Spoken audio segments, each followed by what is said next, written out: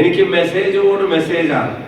അതിലേറിയ പങ്കും വന്നത് നിങ്ങളെ പോലുള്ള പ്രവാസികളായ സാധാരണക്കാരുടെ മൊബൈലിൽ നിന്നായിരുന്നു എന്നുള്ളത് ഞാനിപ്പോ തിരിച്ചറിയാം. അതുകൊണ്ട് തന്നെ വോട്ട് ചോദിക്കാൻ എവിടെയൊക്കെ പോകണം എന്നുള്ള ആലോചന ഞങ്ങൾക്കിടയിൽ ഉണ്ടായപ്പോ തലശ്ശേരിയിൽ പോകണം, കൂത്തുപറമ്പിൽ പോകണം, കുറ്റ്യാടിയിൽ പോകണം, പേരാമ്പ്രയിൽ പോകണം, കൊയിലാണ്ടിയിൽ പോകണം, വടകരയിൽ പോകണം, നാദാപുരത്ത് പോകണം, അതുപോലെ തന്നെ ഷാർജയിലും ദോഹയിലും ഉൾപ്പെടെയുള്ള സ്ഥലങ്ങളിലും വരണം എന്നുള്ള തീരുമാനം നമ്മൾ എടുത്തതിന്റെയും കാരണം അത് തന്നെയായിരുന്നു.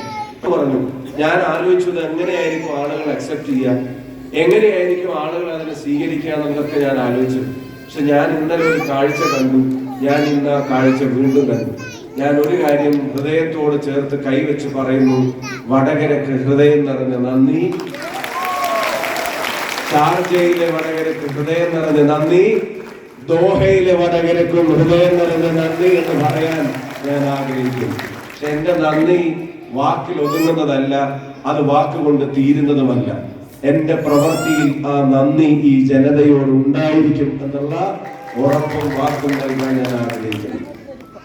നാടിനെ നോക്കുന്ന, സമൂഹത്തെ നോക്കുന്ന പാവപ്പെട്ട പ്രവാസിയുടെ കാര്യം, ഒരു വർഷം മുഴുവൻ അധ്വാനിച്ച് നാട്ടിലേക്കൊന്ന് ടിക്കറ്റ് എടുത്ത് 2 കുട്ടികളുമായി ഒന്ന് വന്നു പോരണമെങ്കിൽ അതിന് ആ വർഷത്തെ അധ്വാനത്തിന്റെ ഏറിയ പങ്കും മാറ്റിവെക്കേണ്ടി വരുന്ന സാധാരണക്കാരനായ പ്രവാസി, കുടുംബത്തെ നാട്ടിൽ നിർത്തി ഇവിടേക്ക് വരേണ്ടി വരുന്നവൻ, വർഷങ്ങൾ പണിയെടുത്ത് കുടുംബത്തെ കൊണ്ടുവരുന്നവർ, കുടുംബത്തെ കൊണ്ടുവന്നാലും അവരെ ഒന്ന് നാട്ടിലേക്ക് കൊണ്ടുപോകാനുള്ള പണം അത് സാമ്പത്തികമായി